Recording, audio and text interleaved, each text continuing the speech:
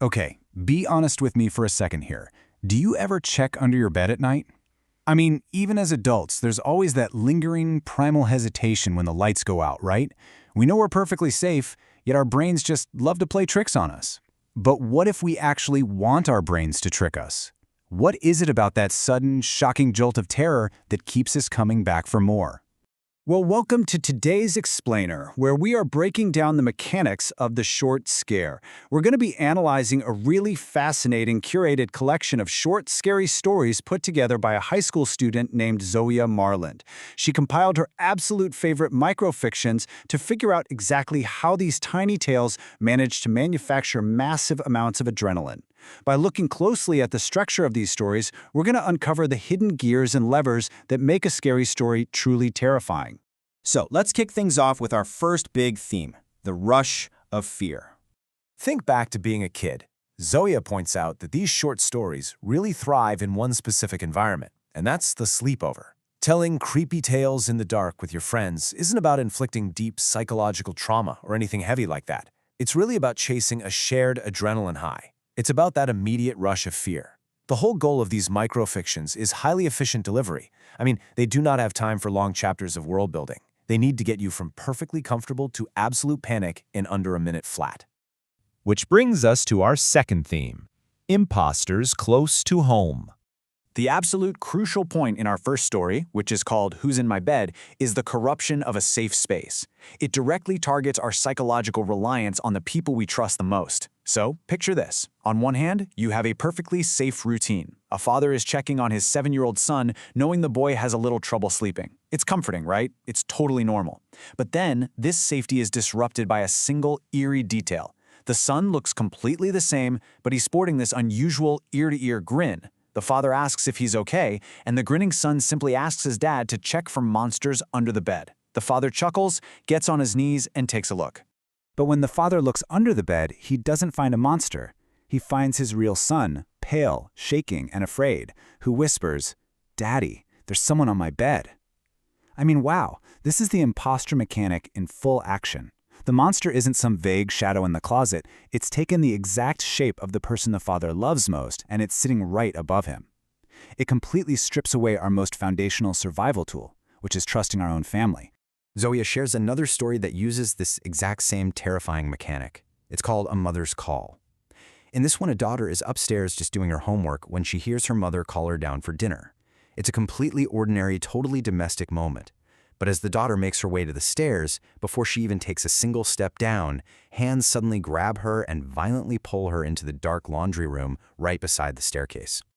The panic obviously sets in immediately, but then the daughter realizes the person who grabbed her is actually her mother, her real mother, whose eyes are watery and bloodshot, and she whispers, "Don't go down there, honey. I heard it too." Once again, the entity downstairs is using the comforting, super familiar voice of a parent to lure the victim in.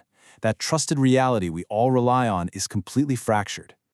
So, what happens when we leave the comfort of our own homes? How does a complete change of scenery alter our perception of danger? If that first mechanic was all about corrupting the familiar, this next mechanic relies on total unfamiliarity.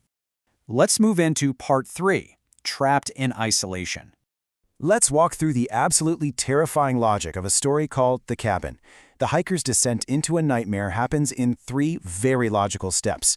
Step 1, he's alone in the mountains on an 8-hour trek, and suddenly the trail becomes completely unrecognizable. He's lost. Step 2, nightfall takes over, and worse, his flashlight battery is dying. He is totally enveloped by this perilous forest. And then step 3, he's essentially forced by pure survival instinct to enter a broken-down, seemingly abandoned cabin he happens to stumble across. It's quite literally the only shelter available. He gets into the single bed in the center of the room, but he just can't ignore the bizarre paintings all around him. There are these portraits of strange people, all peering at him with these weird smiles that send chills right up his spine. But eventually, sheer exhaustion takes over and forces him to sleep. And this brings us to one of the most effective twists in the entire collection, The hiker's initial assumption was that he was looking at strange, creepy paintings. His mind actually rationalized the fear so he could just survive the night and get some sleep, but the reality, which was revealed the next morning in the daylight, was that there were no paintings in that cabin. There were only windows. Those smiling, strange faces were real people, standing outside in the pitch-black forest, staring in at him all night long. By stripping away all familiar context, his mind tried to protect him, but the reality of his isolation was infinitely worse. Okay, on to our fourth theme, warning signs in red. Take a look at the absolute unbreakable rules for our next story, called the red wristband. We have a doctor working at a hospital with a very specific tagging system for its patients. Green means alive, red means deceased. You really have to keep this visual binary of life and death in mind, because establishing a firm rule like this is exactly what sets us up for the scare. So the doctor heads down to the hospital basement for some supplies. He gets into the lift and finds a female patient already inside, just minding her own business. Nothing weird there, but as the doors open on the basement floor, the doctor sees a man limping toward the elevator in the distance. Suddenly, the doctor completely panics and violently slams the door close button. His heart is just pounding out of his chest. The woman in the lift is annoyed and asks him why he just did that to a poor man trying to use the lift. The doctor explains his panic, saying, "Did you see his wrist? It was red. He died last night. I would know, because I did his surgery." He thinks he's safe, right? He's inside this metal box of the elevator. He thinks he just escaped a literal ghost. But then the woman lifts her wrist, and the doctor sees red. She smiles and asks, "Like this one?" It's just a brilliant use of the established rule. It turns the supposed safe space of the elevator into an absolute trap. The warning sign was there all along. He just didn't look at her wrist until it was way too late.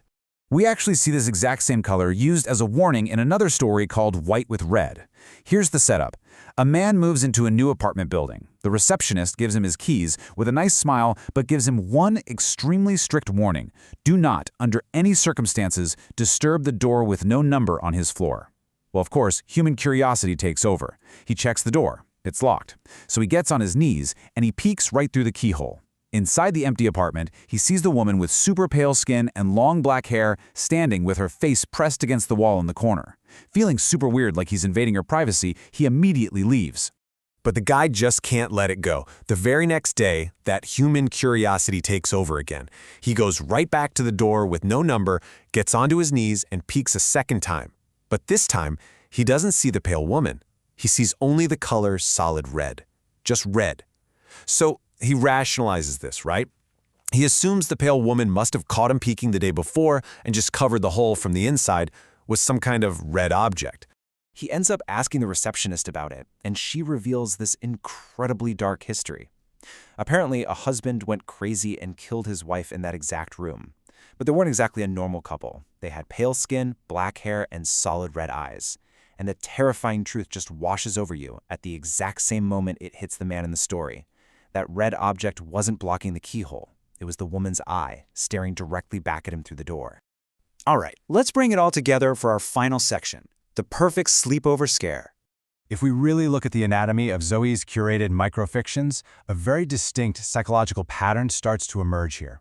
First, you establish a deeply familiar setting to drop our guard. Second, you disrupt that safety with a singular, uncanny detail. And finally, you deliver a really punchy, reality-flipping twist. It's this rapid escalation from total comfort to absolute terror that actively exploits our brain's assumptions. It delivers that highly sought-after adrenaline rush we crave so much at a sleepover. Through Zoe's curated collection, we can clearly see the architectural blueprints of fear. These mechanics rely on our own assumptions, our trust in our environments, and our deeply ingrained curiosities, all basically being used against us. So as we wrap up this explainer, I want to leave you with one final thought to ponder tonight when you finally turn off those lights. Which of these twisted scenarios would actually terrify you the most? Is it an imposter in your own home, total isolation in the woods, or maybe a locked door staring right back at you? Sleep tight, and thanks for joining me.